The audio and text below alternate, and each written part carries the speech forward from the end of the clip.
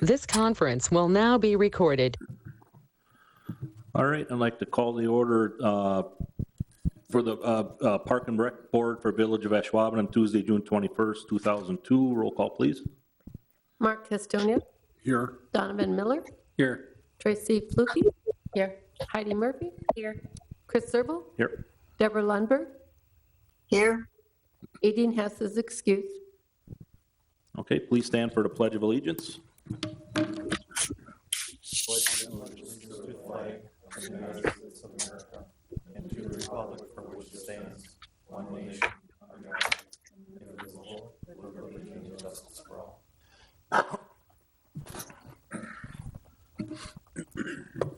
Okay, and please keep in thoughts all the people that are protecting us and everybody abroad. Keep them in your thoughts, please. Action on agenda. Motion to approve? I'll second. I have a motion and a second. All in favor, say aye. Aye. Nays? None. Motion passes. Comments from the public must be limited to items not on the agenda. Must state name and address, limited to 5 minutes. Board's role is to listen and not discuss the item. Personal issues cannot be discussed, nor individuals named. Board is not able to take any action at the meeting. Nobody in the audience. I don't know if there's somebody, is there anybody on the interweb that would like to speak? Nobody there. All right, written communications. Do we have anything today? No. Nothing today. All right, action on the consent agenda from regular meeting May 17th. I had one correction. Way at the end, page 4. For the adjournment, it says adjourned my chairperson Zerbel, and it should be by, I believe. So it's under 10A. Susie, Yep, got it. Thank you. thank you.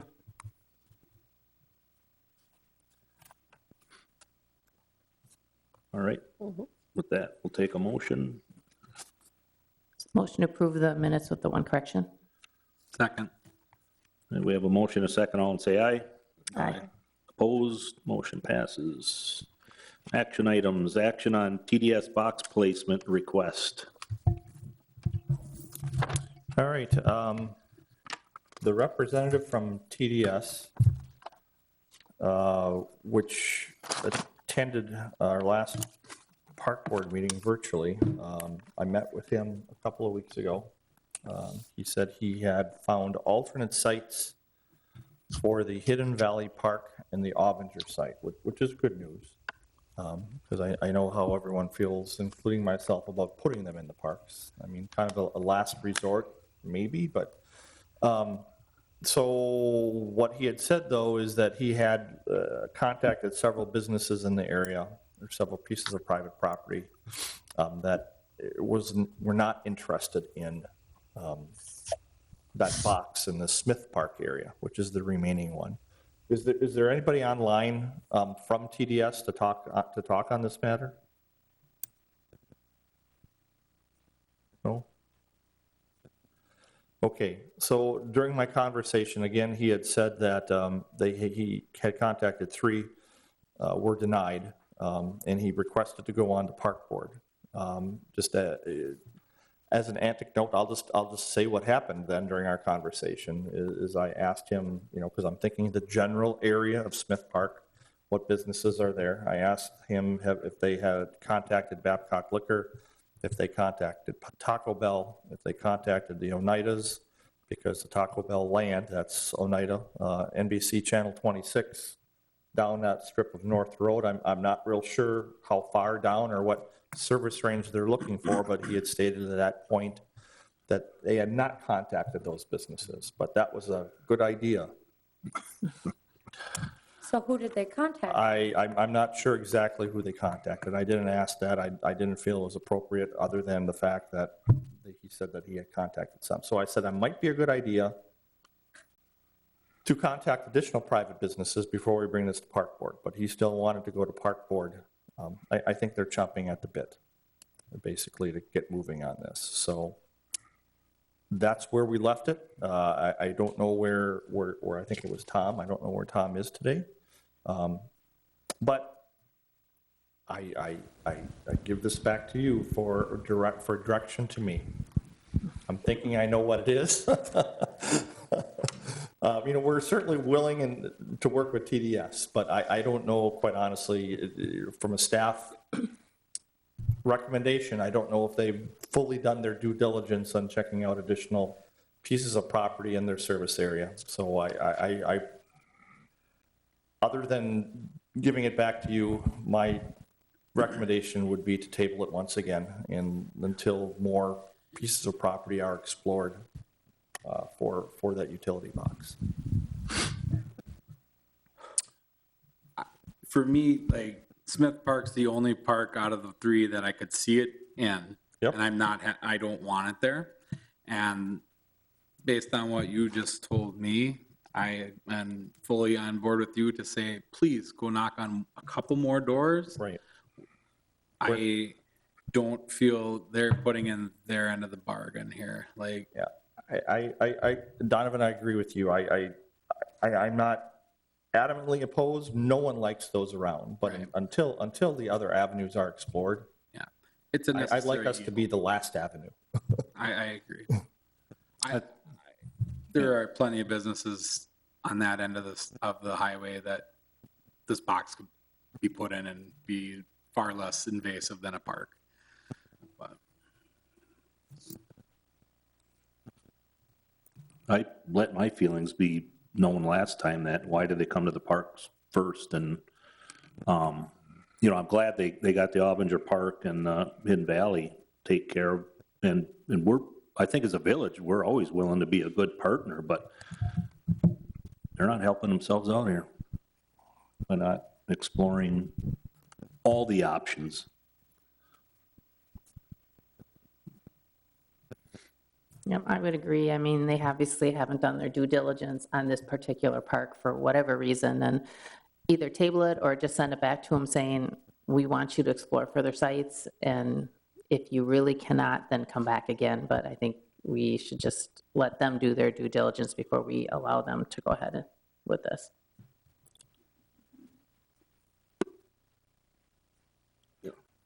Okay. So, I agree with all of the above, but is there any money involved in this offer? Deborah, the remuneration would still need to be discussed at the administrative level. What the park board would do is basically say that they would be okay with the village working / negotiating with TDS on remuneration, which could mean a dollar amount, which could mean landscaping, which could mean wrapping the box, which could mean other amenities being given or offered by TDS for allowing us to allowing them to have the placement in our park. But that would be at the administrative level, that would be done, and the village obviously would want to make sure that we'd be getting a benefit out of having that in the park. Yeah, Deborah, I'll add to that, Deborah. This is Joel. The village would expect some type of compensation and remediation as a result of the placement of the easement. So, and what I mean by that is that there would be some type of financial contribution for the utilization of that land area in the terms of financial contribution, but then certainly working with the park board if it's agreeable to place that easement in that box as to what the appropriate screening would be, whether that would be the wrap as had been described by TDS or specific landscape features, so that we'd work that out between the department and the park board. We have other boxes and from other companies in the parks. Would it be allowable for you to give me some idea of what those are producing in the way of revenue? Are we talking $100 a year? Are we talking $1,000 a month? Are we talking $20,000 a year, or some idea? So in terms of the boxes themselves that are currently in the parks, we aren't receiving any revenue from those. The last time a box was put into the park since, and I've been here since 2005. I want to say maybe 2008, there was a box put at Pioneer. We received a small fee from that, and then we received a fee from New Water probably around 2010, 2012, when we allowed them an easement to put one of their forced mains through Ashwaubenon through the south end.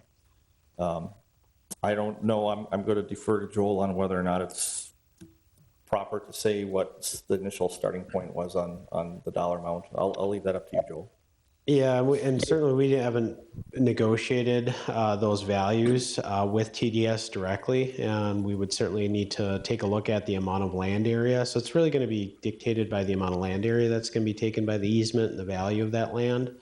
But in this particular case, the revenue wouldn't be in the form of a lease. It would be in the form of a flat upfront payment for the acquisition of the easement itself. So it's not like a land lease deal with like a cell tower or anything like that. It would be specific to a perpetual easement. I would think that the overall value of land in these types of examples for Ashwaubenon, $10,000 to $15,000 would be a reasonable amount to expect. That would be an annual amount, or? No, that would be a flat upfront, one-time payment. Correct. Okay, all right, thanks.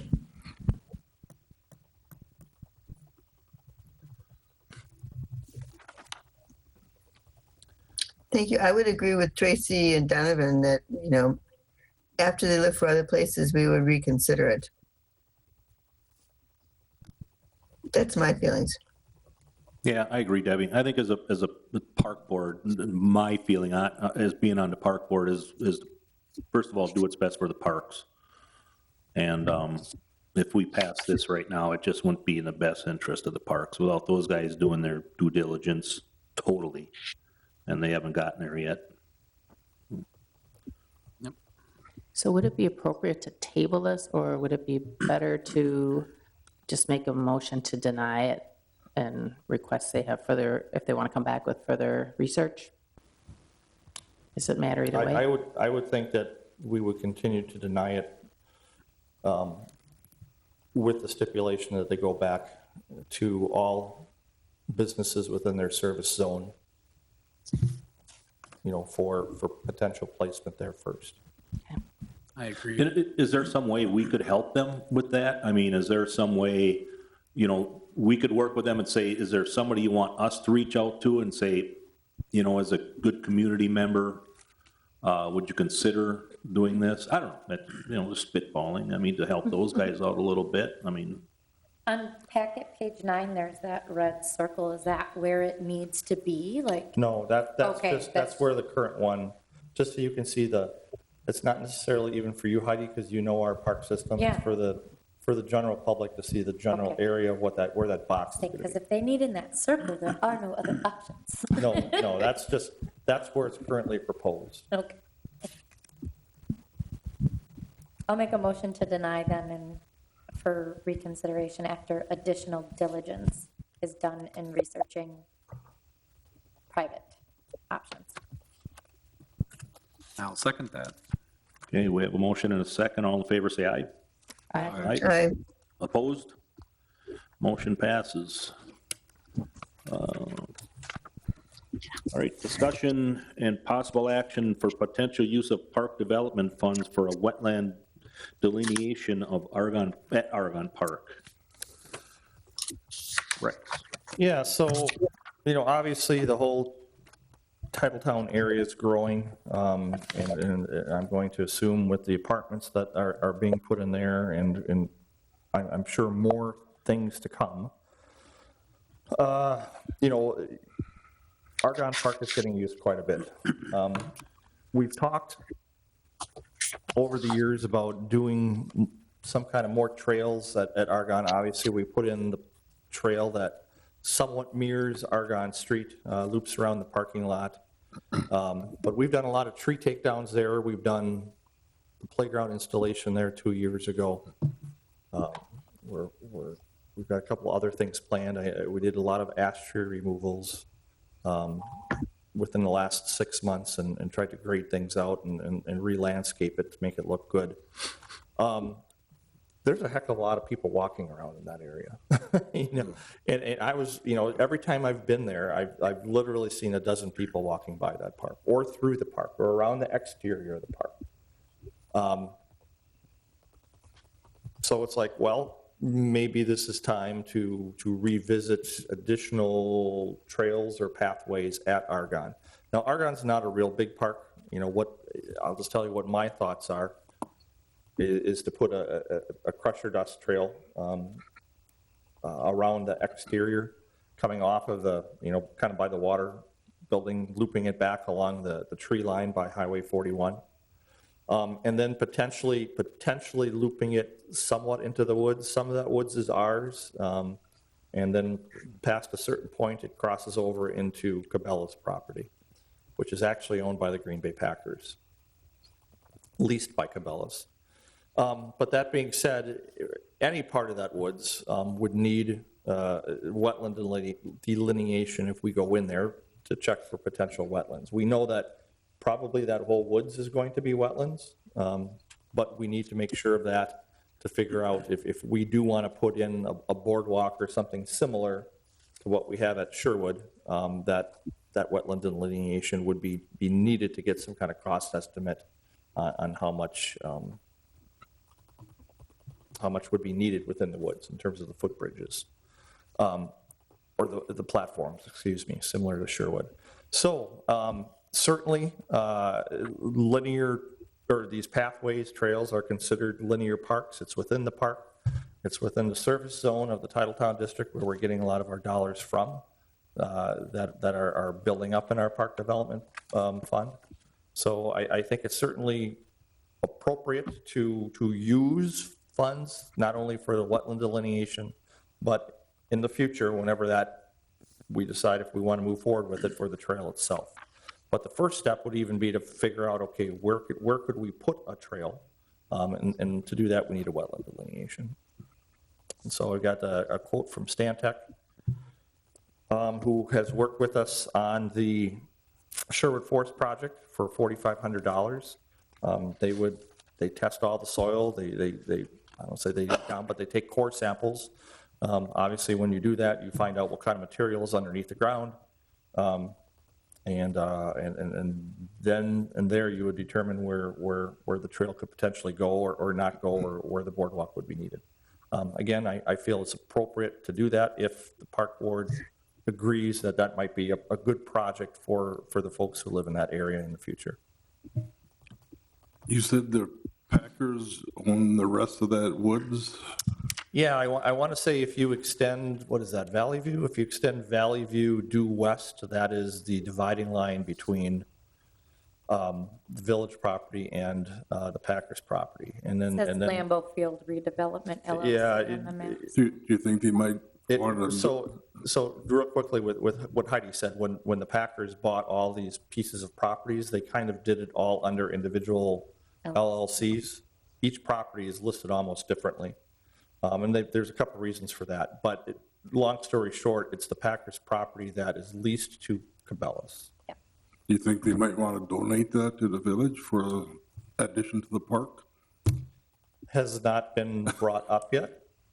Yeah, it quite honestly, we've talked about it. We've talked about seeing if they'd be willing to give us, ultimately talking with Cabela's and or the Packers and letting us use some of that property. I don't know how far we want to go with that.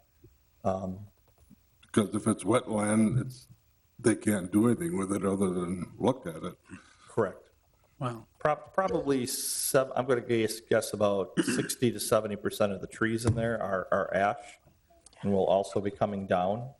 But, whatever we do in there, I think there's the ability to also do some replanting in there and reforest that as time goes on. Didn't they waive the wetland status for Cabela's to build Cabela's? Stantec actually touched base with Cabela's management, who touched base with corporate, and at this time, Cabela's was not interested in pursuing a partnership on any trails, which is unfortunate, but but that's the answer that Stantec got, because I kind of asked them if they would be interested in touching base with Cabela's, which they did, with the store manager who went to corporate, and at this point, that partnership is not there. So maybe in the future, maybe if a trail goes in and more people see it, they may want to. But Cabela's leases that land from that landowner?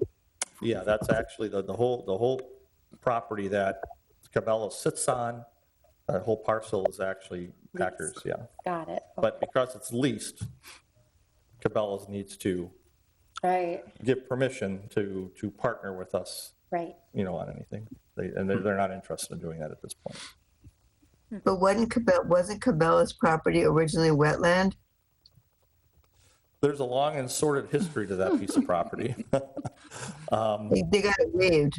It was filled in, but then they also gave other wetland property. They created more wetland property for filling that in, if I'm remembering correctly.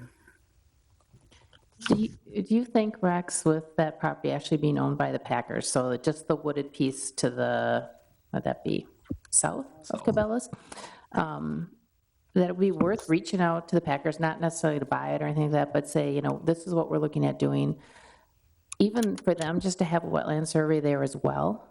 And maybe in the future, or maybe they would say, well, we could look at maybe putting a trail through there as well. I mean, if Stantec's out there, maybe to kind of hit both sites.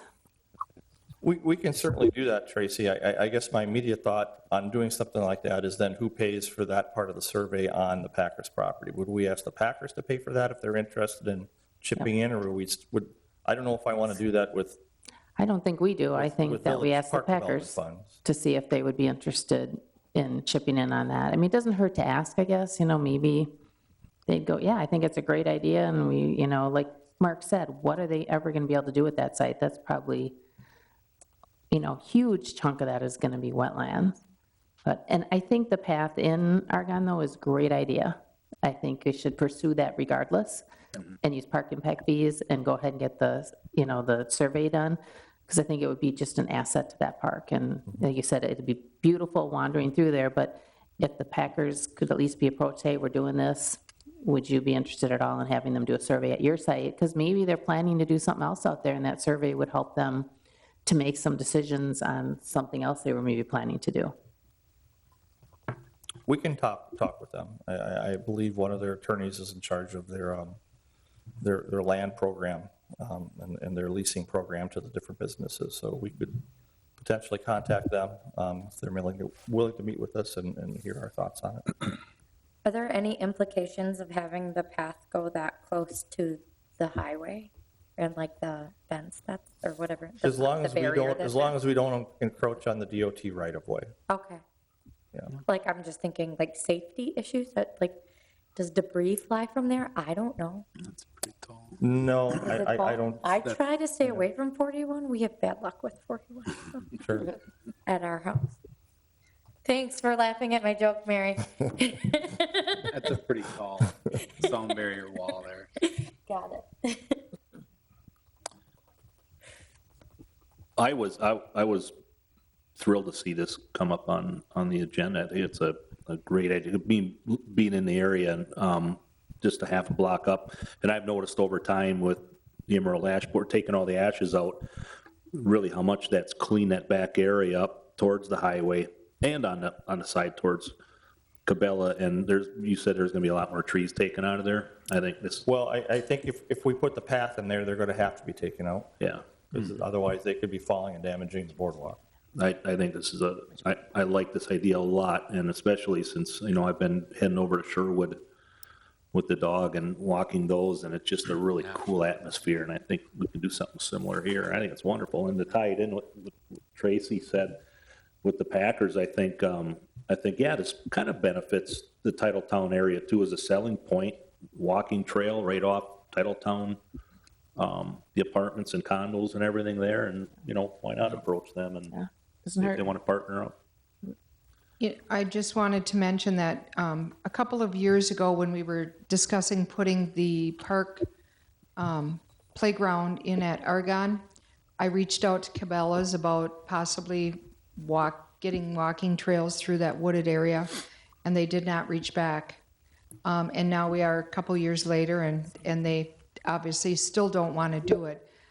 I don't have a problem reaching out to the Packers and talking with them to see if they would like to do it. And I think the Packers are the best option because they do own the land, and I don't know what their ground leases are like, so I don't know if Cabela's actually leases that portion of it, but, you know, we could explore that, so.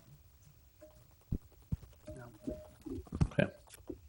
I'm in favor of the trail as well. I think it makes a park just have another tool in its toolbox for people to use. So somebody who would say, well, I'm not going to go walk through the grass. Now they can just walk a nice trail through woods. So, Sure. yeah. I like that. So with the, it sounds like the park board would like us to explore a little bit more, not only our property, but the full woods.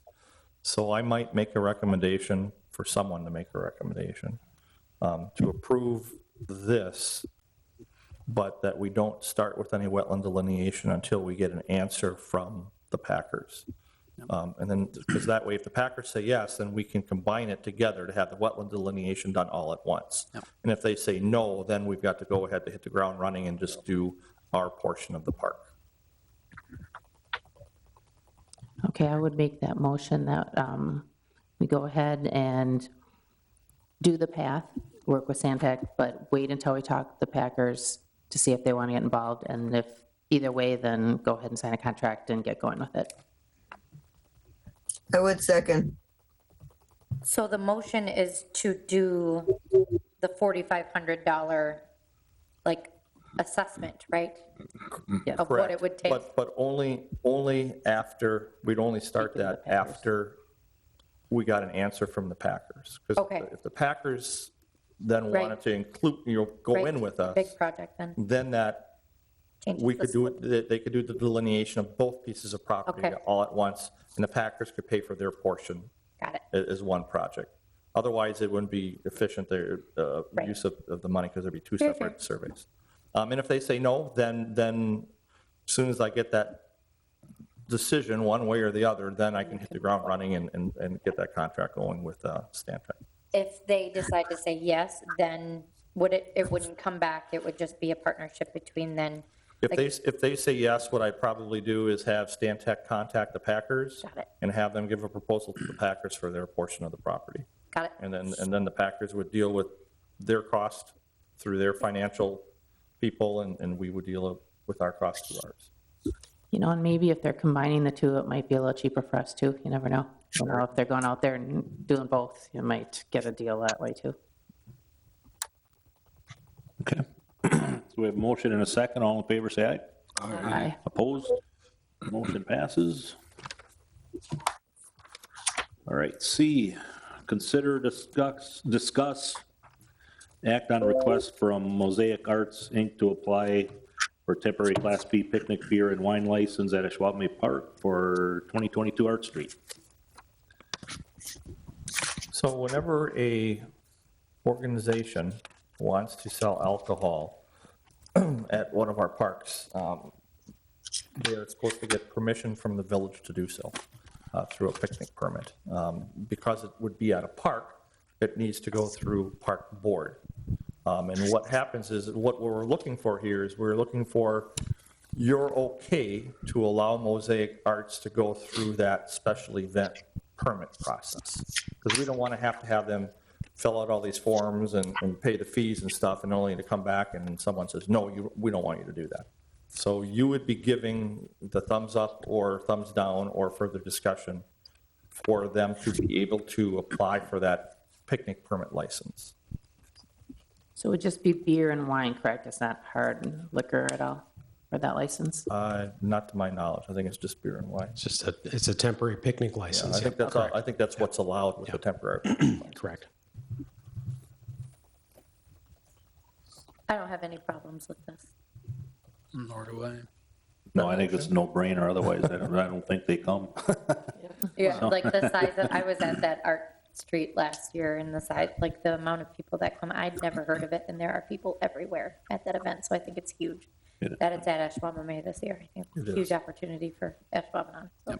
If they're serving liquor, do they have to provide security of any way or not? They would. We're working through that. And it's just beer and wine, it's not liquor, so Correct. that makes a difference as well, right? Correct. Okay. Beer and wine only. That's what a picnic permit license allows, just beer and wine. Yeah. We don't And want that's what they would to need to get apply for. squirrely. All right, I'll motion to approve both of these events. I'm not mad at either of them. Gotta take one at a time. Oh, come on now. I got plants to water tonight. I second it. All right, we have a motion and a second. All in favor, say aye. Aye. Opposed? Motion passes. That was my wife and I's first date, Art Street. Nice. We try to make it every Beer year. and wine. Yeah. All right. Careful, I am seed part of Art Street last year. You guys might get to hear this over and over and over again. You're welcome. D, consider, discuss, act on a request from Green Bay Area Professional Firefighters Local 141 to apply for a temporary Class B picnic beer and wine license at Ashwaubenon Sports Complex for an area softball tournament. Same premise as Art Street, only would be at the sports complex. It's a one-day event. Is that what it is? Or over a It weekend? might be like a Friday and Saturday, it might be a 2-day event. I have not had discussions with them. This request came through the clerk's office. She kicked it over to us before they went through the process of applying. Essentially, what they're looking to do is a softball tournament for the Green Bay Area Professional Firefighters Group. So these are firefighters from the area that participate in this tournament annually. It sounds like in the past it was kind of a bring your own beverage type affair for the tournament, but for logistics purposes, it would be easier for them to have alcohol available for sale for the members, so it's not a bring your own beer event. But in order to do that, then they have to have the license, the temporary picnic license, in order to dispense the alcohol. I think they're going to have like a keg of beer or something to that effect that they would then sell to their participants. So in order to do that, they would have to get permission from the park board, then get the license to dispense, and that's why we're here tonight. Right, okay. Is there a representative? Hi. Dan, okay. I am present if you have questions. Is Ashwaubenon part of the local 141, the firefighters here? They are not. They're not. So it's just Green Bay No. and like Alloway and, Yeah. So basically, we're going to be the host organization. This is professional firefighters from around the state of Wisconsin. This is an annual tournament. We hosted in Ashwaubenon last in 2005, but just due to the difficulty with the football schedule in the area, it's difficult for us to host. So it worked out in our favor this year, so we would like to host again. how many teams do you usually get? Appleton hosted last year and they said they had 15. I don't think it's any higher than 20 usually. It's a single day tournament. It'll be Saturday of the, what's on the forms there. August 13th. And it's basically somewhat of a invite or close type event, just by nature of the individuals playing. You know, we all have careers in public safety, so. Well, if we can't trust these guys. Be careful, fella. I make a motion But to yeah, if you have approve. any specific questions about how, yeah, I mean, it's basically so that, you know, it's a wristbanded event that, you know, you've got to be either registered or typically it's family members of the fire service personnel that are there, that are in attendance. So it's not like a big public event. Okay. I would make a motion to approve the license or the use of it for their tournament. I'd second I would that. second. All right, we have a motion and a second. All in favor, say aye. Aye. Aye, opposed? Motion passes. Thank you. You're welcome. E, review and possible action on 10-year, the Park and Rec 10-year plan recommended projects for 2023. This is something that I usually like to bring to the June park board and then kind of tidy things up at the July meeting if we need to. I have attached a couple pages of the 10-year plan, the comprehensive outdoor recreation plan, with some updates in red on what the status of some of these projects are. And basically what we're looking to do is get your thoughts on which projects should take priority for submittal in 2023. Now, granted, these projects that are in front of you are just the corp projects. There could certainly be other projects that are out there that may be needed, repairs that may be needed. Say, for instance, we're working on the Ashwaubenon Park retaining wall right now, which is starting to shift a little bit. That's not on the corp plan. So it doesn't mean that this list is all encompassing of what could be out there. So you can also talk about other projects that you think may be needed to be done or repairs that may be needed to be made or anything like that. But this is the starting point for submittal. I would say I would probably ask for your top three, maybe four. The last couple of years you've been doing five. And I'll be honest with you, we are drowning right now in stuff because the bridge is still going on, the retaining wall is still going on, the Main Street Avenue Trail is going on. There's the projects that need to be redone with a lot of the wind damage and stuff like that. So it's more of a ranking thing. You could still give five. Maybe I worded that wrong, but just please be aware that all five may not be funded. You know, you're just kind of ranking the ones based on what dollars may be available. You know, if number 5 on the list is a lower dollar one, and that's what we have the money to do, that may be the one that gets funded. So let me take a step back and say that we should probably do 5 again, but just know that they may not be in order in terms of what gets funded, and certainly not all of them may get funded at the same time. It's just a starting point. I heard there was some wind damage. Speaking of that, at Ashwaubenon, the high school field, how much was? We've got several items that were damaged by the wind. So let's talk. I can talk about that real quick and just give you a quick rundown. Ashwaubenon Ashwaubenon Park, diamond number 4, which is the varsity diamond. The backstop was pretty much mangled. I think due to the netting on top, it caused the posts to continue to move and to waver. And so what happened was we believe the footings cracked apart underneath the ground. And so now all those posts are leaning in. That repair is going to be a little over $16,000. Diamond number 3 had one post with extensions up on top. It looks like one of the extensions got bent in from the wood or from the wind. So between diamond number 3 and diamond number 4, we're probably looking at about $21,000.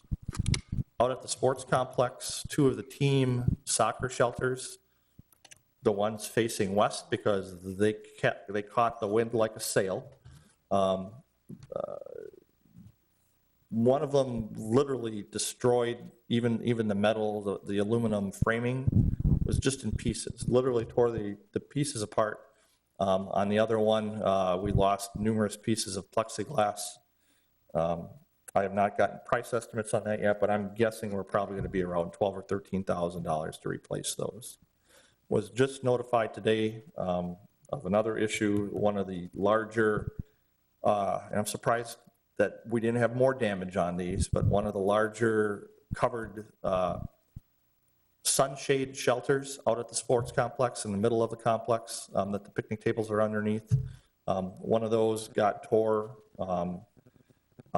Those probably will run around, 3 or 4 years ago, they were around $8,000.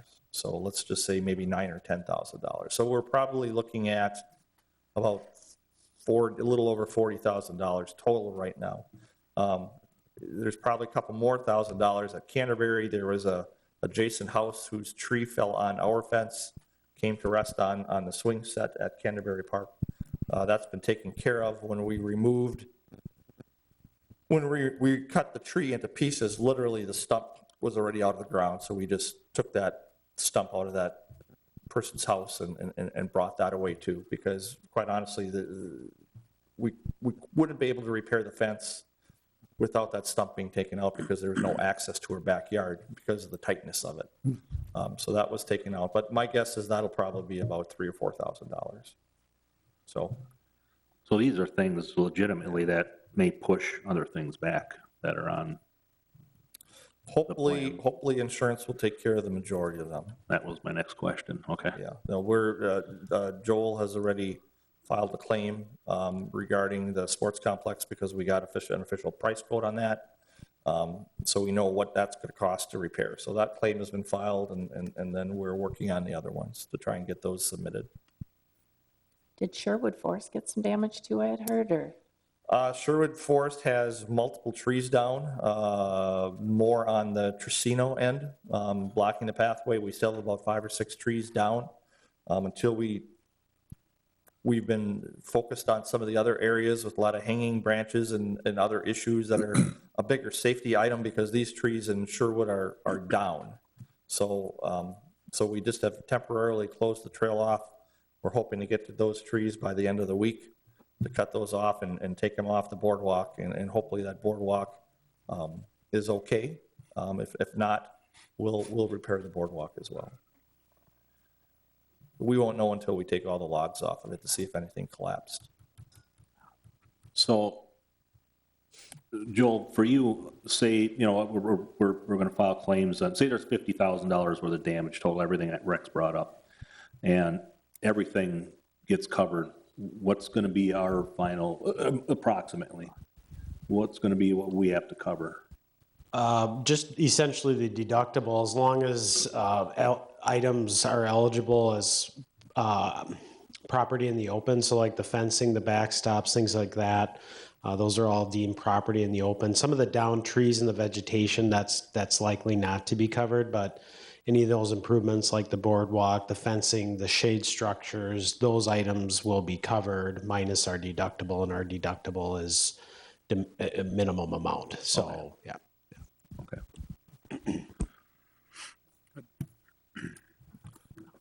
So looking at the core plan, I don't know if this is where you want to start or not. It's where we've started in the past, but we can certainly go any direction you want to here. Looking at, because sometimes projects get moved around. In 2020, we're working on the bridge across the creek, so that's already in progress. The fishing pier bump out is in progress as part of that. Phase 2 would be working on plans for trail continuation around the exterior of the park, which would also include plans for a potential kayak launch, because to me, in my mind, how I envision it is that is another whole phase, is looping that around. So we asked Grafe to give us, or I've already asked Grafe to give us a price estimate on phase 2 in terms of scope of service anyway. That's going a little slow right now, only because they lost one of their key people over at Grafe, and the lead architect / engineer is picking up a lot of extra work. So, but we've been playing phone tag today. I would assume we're going to get that estimate pretty quick.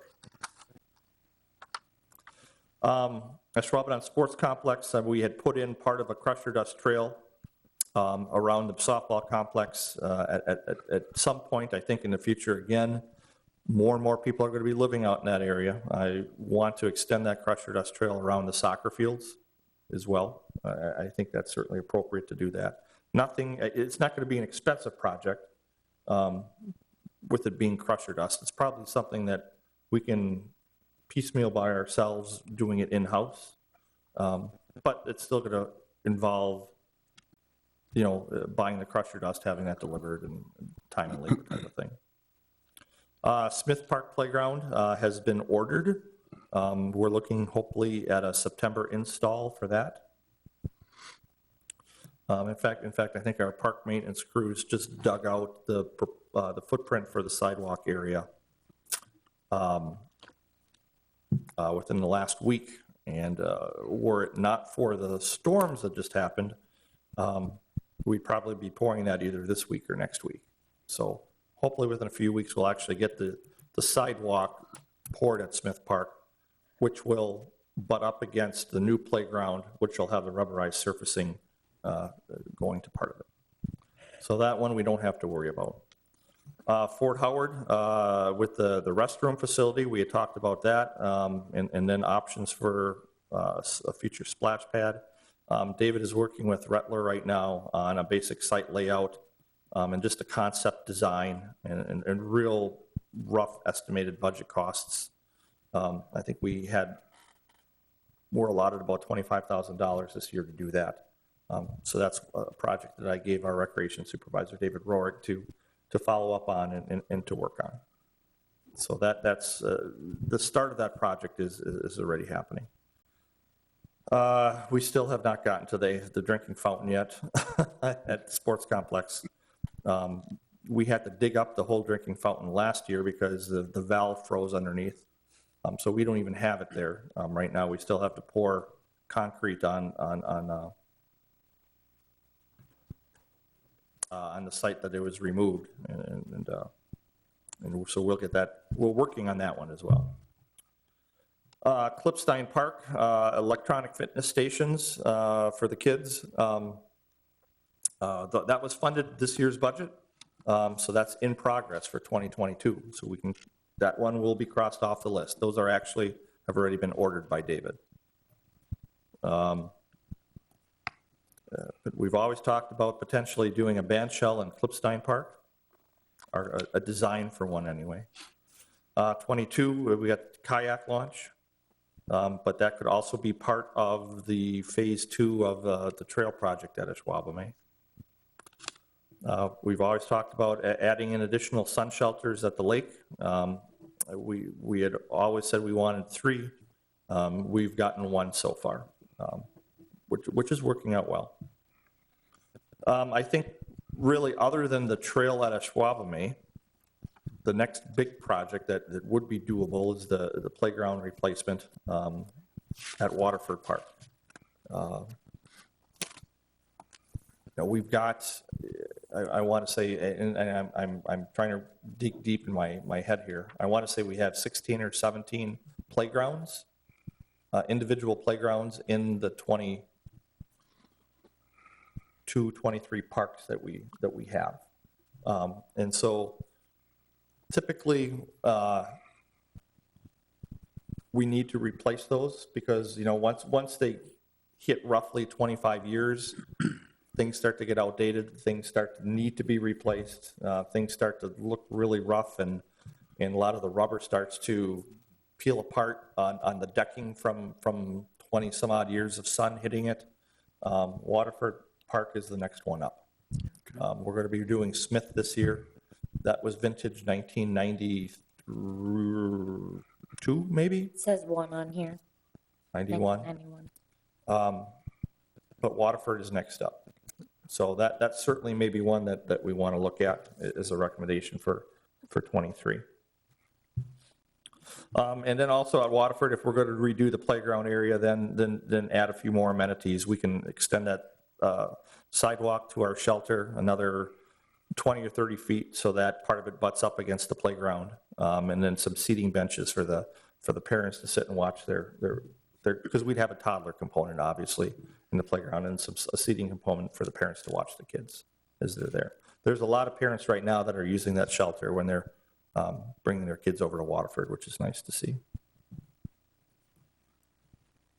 And I mean, I could go on, but I mean, really, it's hopefully you guys have had a chance to take a look at it.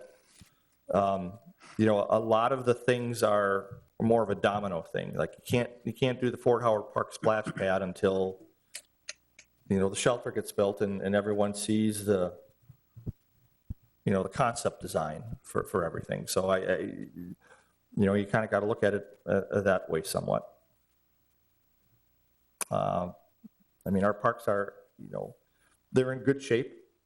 You know, we can always make them better, which is what we're trying to do with more seating, more options for people to sit and just enjoy, watch the kids or talk. One of my goals has always been, and we're kind of upgrading the shelters like this at Ashwaubenon too. I'm big for seating areas because a lot of people say, well, I never see anybody in the park. I never see anybody in that park. Well, maybe we don't have the right amenities in the park that is conducive to bringing people into the park. And to me, that means seating area, covered shelter, shade areas, and not just picnic tables, just round areas where people can sit and talk and, you know, roll their baby buggy up next to and just talk face to face with each other. You know, when you take a look, Sand Acres is kind of like that. Sand Acres has a lot of nice little nooks that people go to and just hang out in and talk with each other. And so we've kind of been expanding some of the picnic shelters like that at Ashwaubenon. And as things kind of get redone, we're looking at bringing in more. Well, like at Ashwaubenon at the base of the bridge, you know, for the overlook area, we've got these big stones and rocks that we're putting in, and basically people can sit on the rocks and talk with each other, look out over the water, and just reflect, you know, that type of thing. So I'm looking more for that, which was kind of magnified. The need for that was magnified during COVID when people needed to get outside. They didn't want to be inside. I don't think that's ever going to go away. There's always going to be people that are very conscious about enclosed spaces and not wanting to be close with each other, wanting to be more outside and having a little bit more space. Well, and I think even on that, the Sand Acres Park, how they're like the sidewalk goes all the way around the park. Like, I think that's huge for like parents, their kids play, and it's almost like a walking track where you can do laps around that. Like, that's what I use it for, because I don't actually want to talk to people in my life.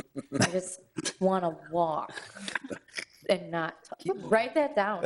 I don't want to talk to people. Right. Well, I'm saying that of all people in the world who's going to say that, Heidi Murphy's going to say that. But like, that's one of the things, like the subtle things about Sand Acres that I like is that the path. So like when you look at Argon with putting that path through the woods, depending on the parent, they may, or the age of their kiddos, they might feel comfortable having their kiddos play on that and then, you know, doing laps, if you will. Well, absolutely.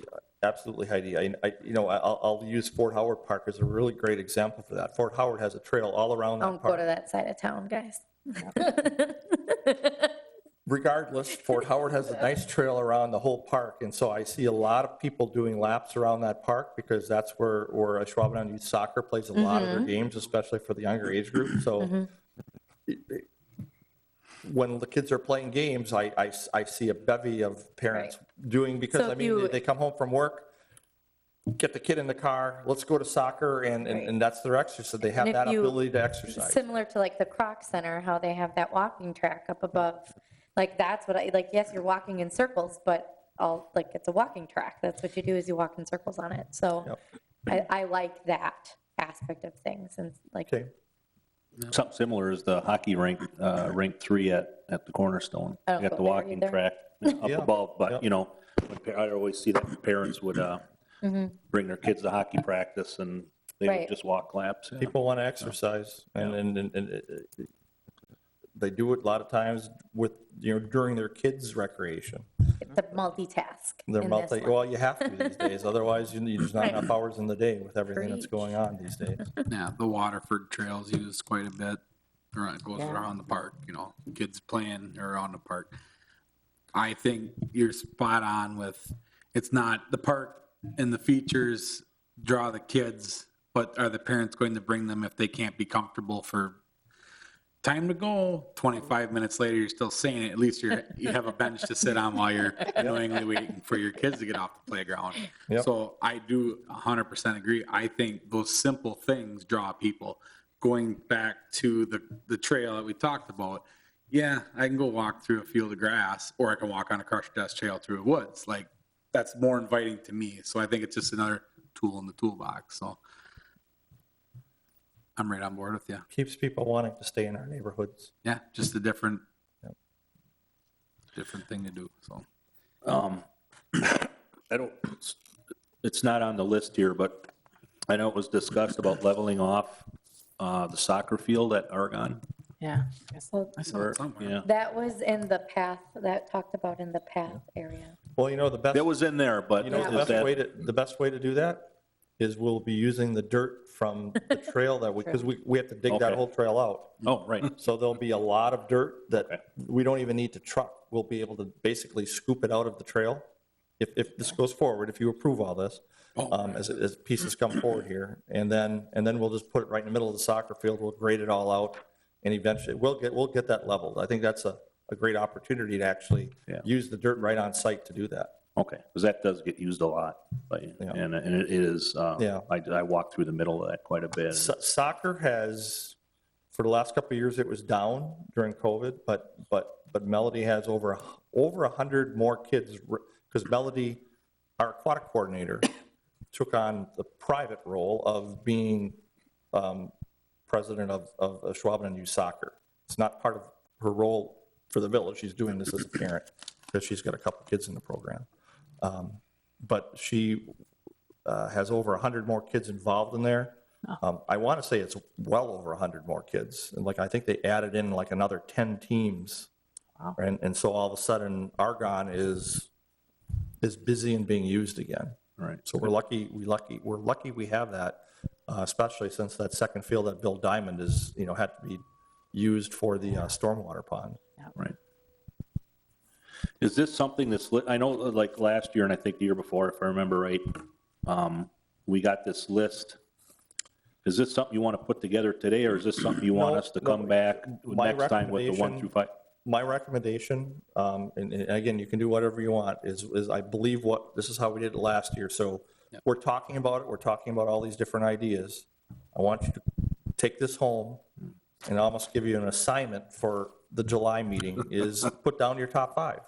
Right. And then we'll compile the top 5 at the July meeting, which will be in plenty time for the August, September budget deliberations. That gives me a little bit of time as well to get some price quotes, although it's right in the middle of the sesquicentennial. I'll still have some time.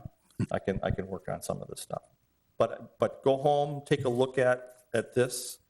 And again, it doesn't have to all be on here, but give me some ideas on what you'd like to see out there, and we can prioritize our submissions then at the July meeting. Rex, can I just clarify a couple things real quick? Yep. So should the Argon Trail be on this list now? Or is that a separate funding? I think it's, Or- it can be. Yep, it can It be. can be, okay. Yeah, it's not going to be a big dollar thing, but I'm not going to be able to take $4,000, $5,000, $6,000 of crusher dust out of my regular park budget. It needs to be specifically assigned. Okay. Then the other thing I was wondering about is the industrial park trail is starting to fall into the creek. Yep. And if nothing else, if we could put some money in, maybe for next year to do some initial assessment of it, like have an engineering firm or somebody look at it and say, this is what we could do. I also think the bollards should all come out of that trail. We don't have bollards on some, we have bollards on others. And just get some prices, so maybe in 2024 or whatever, we can actually get that work done on that trail. So we can do that. I'm waiting for a cost estimate. There's a section of trail between Contract and Maine that's washed out. So I'm working with Northeast, and I met the estimator out there, Greg Grassman, Greg. Greg's still there. Out there, and he's still preparing an estimate for me on that. But we talked about the trail. This is not the first time we've talked about it, about how it is starting to slough off. Yeah. And it probably would take, complete redo of the trail, and shoring of additional riprap. Yeah. He stated that to slow that down, we can add additional dirt along the length of the trail on the creek side. And that will help somewhat with the cracking where the fissures are opening up to help try and keep it. He said that's not going to be a save-all. That's just going to be a real temporary fix, but it might give it a couple extra more years of life. But even then, we're going to have to use a lot of crack sealing to fill some of those fissures. A bike tire could literally go right into. Well, and if the trail is almost becoming 4 or 5 feet wide, because you don't want to ride where it's falling off into the creek. Yep. So, I mean, just, I guess, keep that in mind. I think it's important that we get on top of that, because it's starting to be a hazard out there, but you hate to see someone fall and get hurt. Yep, put that as one of your Okay. project recommendations for 23. Okay. And then is there anything in the Sand Acres area, in specifically the new area, that we need to think about? Or is that like too far, like on the west side of Sand Acres, or is that out a little bit more? I'm going to say for Sand Acres Park itself, I think we could still use even more seating. I think we've also talked about a restroom at Sand Acres with how busy Sand Acres is. Yes. I think eventually we're looking at, I don't say neighborhood park, a mini park, something further to the west on the other side of the development that's happening. Yep.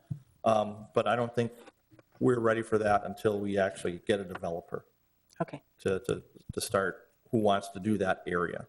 And then we'd work with them on either dedicating some land, on dedicating land in lieu of, park fees, or in addition to something like that. All right, thank you. But yeah, it's on the radar, but I don't know if we're ready for that yet until another Okay. developer steps in and wants to continue the housing. I had just one quick question about the ice rink. Do we have an ice rink in the winter in any park? I don't believe so. We don't. The ice rinks went away probably, and I'm guessing 2002, 2003 a little bit. A couple of reasons being there is because of Cornerstone opened up and they had a lot of open skating, and they still do. We have the De Pere Ice Center. I think for a number of years, the weather was not real conducive during the winter, and the village spent a lot of time and effort into ice rinks that maybe were skatable for a couple of days. Not a lot of time, and then that's the same thing that happens with Green Bay. Everyone loves and has great memories of the ice rinks. I skated at ice rinks. They flooded Gillis Park when I was a kid. I walked right through my backyard and over to Gillis, and that's where I skated. And I'm not saying that it's not a good idea anymore, but certainly people like more of a controlled atmosphere.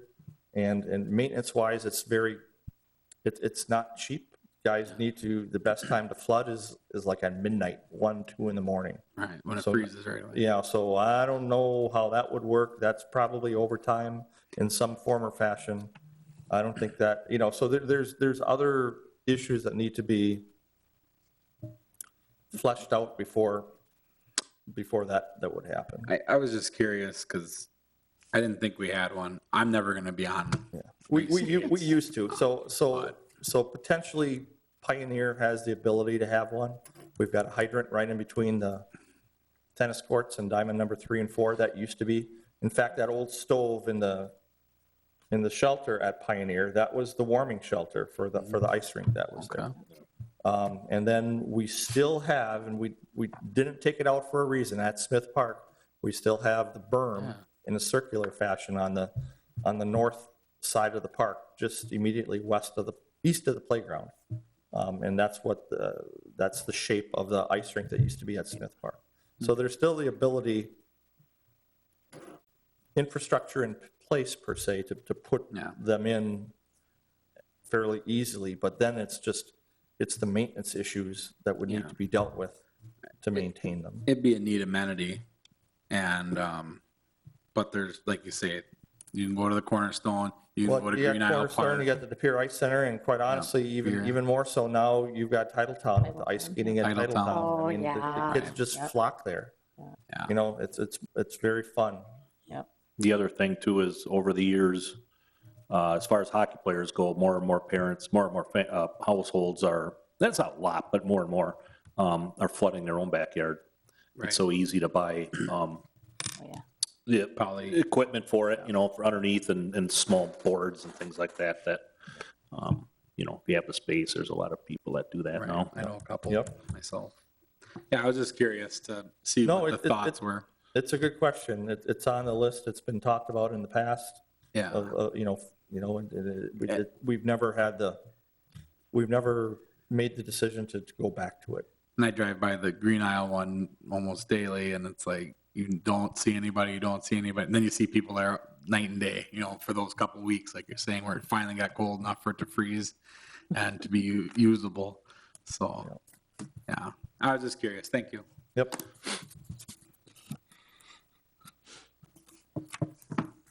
All right, so we've got homework for next meeting. I'm going to throw one more thing out there. There's one piece of playground equipment at Smith Park, but not Smith Park, Pioneer Park. I want to take a look at or ask you for consideration to put on that list. And that there's like a globe climber, quite honestly, and I would The love to take eagle's that. nest. What's that? It's the eagle's nest. Is that? That's what the kids call it. Okay, Eagle's so I would like to remove that because it's basically hard ground underneath. There's no really way I can dig that out. And I'd like to put in a rope climbing structure of some sort. I mean, Sand Acres has the spider web. They call it the spider Oh, web yes. park. You know, something similar to that, whether it be that or a different shape. So on board with that. And I just think that would be a nice amenity at Pioneer. It would certainly be safer because we'd be able to dig that out and have a good safety zone around everything. How old is that one, Rex? Do you have any idea? One at Pioneer? I don't. It's been there a long time. It's pretty old. That's straight 80s right there. Oh, yeah, that's, Oh, my gosh. that's broken arm stuff there. That's broken arm memories. What are you looking at for cost on that, Rex? It's on the list here. Well, it It's depends, like depends on how much of a 40,000. wow, depends on the wow it is on factor there. that you Okay. want. Yeah. You know, something simple is Oh, probably got it. going Okay, to yeah. run 25 or 30. If you want a wow factor, you're probably closer to 40. Okay. So to get something like the spider web at Sand Acres, that's closer to 40? I'm going to guess between 35 and 40 when it's all said and done. Okay. We're not going to get 30 years out of it, though. Out of the new one? Well, no, because the other one's like solid steel. I know. I think it'll be there probably, if we didn't do anything with it, it'd be there after we're all gone. Cockroaches and the Yeah. climbing structure, the You only sell two some things that are going tetanus to from make. that thing too. As long as we stay off of it. No, I think it's a good idea. My kids love it. What's that? My kids love the eagle's nest. Okay. Well, I'm But sorry. they like the spider web too, so we're fine. Everything's fine. All right. Yeah, there's a lot of neat things with the rope structures there. It's kind of I don't want to say it's the new thing because they've certainly been around for a number of years now, but they're doing a lot more experimentation with little tunnels within the, Well, look you know at what I mean? There's all kinds of Titletown. neat things that they Like, can do with those now. Titletown is all that rope stuff. Yep, yep. I think you'll get an older, that would really lengthen the age of the kids that can use that park then. Because my kids will go on there for a couple minutes, like, no thrills here. So that rope climbing structure at Sand Acres, though, they'll climb all over that. That's the first thing they run to. So, you know, I think it'll widen that age. And it's a well-used park, especially for the softball. So Okay. I think it's a Yep. good idea. So I wanted to throw that one out there, so. Okay. Any other discussion on this? So we've got homework for next time. All right, items for next agenda. Anybody? I'd like to propose Rex to talk to Tim and see if we can't cut down all the cottonwood trees. Thank you. And then we create an ordinance where nobody can plant anymore. I will help cut. I will volunteer Well, if all those ash trees we're losing, we might, I know. cottonwoods might be the only thing we have left in 20 Exactly. years. No matter, plant God grass. forbid if some kind of maple disease ever hits us. Yeah. Oh, I'm Be up in for the trouble. cottonwood removal. Is there anything needed for the big that's a tough word for me, The sesquicentennial? sesquicentennial is coming along well. It is, okay. I had a person come in and talk to me. They live along Sherwood Forest. I forget which street they're on. I want to say it's Spence over there. Smith- Oh, shoot, I can't remember. Anyway, Smithville, maybe? Smithville is on the back, kind of, right? okay. Anyway, they live right along, and they had mentioned about getting rid of there's a lot of buckthorn in there. The whole Things like park is buckthorn. Yeah. Well, yeah, that's, yeah. And it was interesting that he brought up about possibly putting goats in there. Yeah. And then, wasn't it a week later, I saw an article in the news that I think down in the valley, there's a couple municipalities that have experimented with that and I guess there's groups that do that have, I don't know. But then they poop, and then you gotta complain about the poop. Well, it's not a place where people wander in, I don't think. Yeah, Thousand Islands down in Kaukauna, it's a natural Yes. resources area down in the Kaukauna area. Okay. Every year they bring in a half a dozen goats or so. Okay. And it's very successful for them. Yeah. But I don't know how that would work in an urban park or an urban setting. I suppose it'd be interesting to watch, but Well, that was my thought too, is when the person, the resident brought it up, and I thought it'd be kind of a cool thing to watch for kids. Kokana invites the community too, don't they? Yeah. Like they have like goat visiting time. yeah. I got an email about that one. Yeah, it's a local goat farmer, I guess, that brings about a half dozen or so goats out for about a week, and they just go to town in these wooded areas, and they love buckthorn. They did that a few years ago at Heritage Hill between Riverside Drive, whatever it is, and the trail there. But you see that there are companies that rent out their goats. Right. Depending on how many you want and Yeah. how big an area you have. Yeah. I proposed that to Rex a few years ago, but he, Not a fan? I'm not saying I'm not a fan. I'm not saying I'm not a fan. I think it was too new at that time. But I just thought it was interesting We'll and need food a for thought goat if it's ever an viewing issue. platform. Just a heads up for, we'll be dealing with this literally for decades, but a good portion of that of Sherwood Forest is also ash. Yeah. So it's going to affect everything everywhere, and it's really going to deforest a lot of things. So just be aware of that as time goes on. There'll be a lot of dead trees in that forest as well. Okay. Is there any, I don't know if it's, and I'm sure the forester would know, but any way to just leave a few of those where you could just limb them and leave them as snags for woodpeckers and things like that? Or do woodpeckers, I don't even know if they like it. Oh, the woodpeckers are loving it right now. Yeah. You know, I don't know if you've noticed, there's actually an increase in woodpeckers on any areas that have the emerald ash borer. Oh, that's probably- Because all that gray that you see on the trees is from the pecking from the woodpeckers to get the bugs. I just think it'd be cool to leave, a couple of the bigger snags out there and then they could peck away. It Peck their little hearts. wouldn't be an issue as long as there's not a falling danger. Right, Like right. a fall, as long as there's a big fall zone around it, it's something that could be considered. Well, they could limb the big limbs so they couldn't, and then just leave. Whenever, on the ash, whenever, once they die, they decay very quickly. Even the okay. trunks will become fairly brittle quickly, Okay. just due to the nature of the tree, I guess. is from So it's what- not a cool idea then. Well, but no, it is. I'd take it back. Good idea. I don't have an issue with that. I think it'd be cool. Just, I like them pecking on dead wood, not my house. So. I don't think we've got enough time, staff, or money to deal with all the dead ash in Yeah. Sherwood Forest. So I think you're going to get your wish. having a few of those trees stay up there for a I'll while. leave them a note to fly over there then. Sweet. That's cool. Thank you. Motion to adjourn? Is that what's next? Yep, Second. I'll take a motion to adjourn if we're, Well, there's- sure. Are you done, Rex, or you got more? Yep, I'm done. all right, was that a motion to adjourn? Yeah, Oh, okay, and so we then got a motion. to Tracy adjourn. Oh, seconded, okay, yeah. motion and second, all in favor, say aye. Aye. Opposed? We are adjourned. Tracy. Thank you. This conference is no longer being recorded.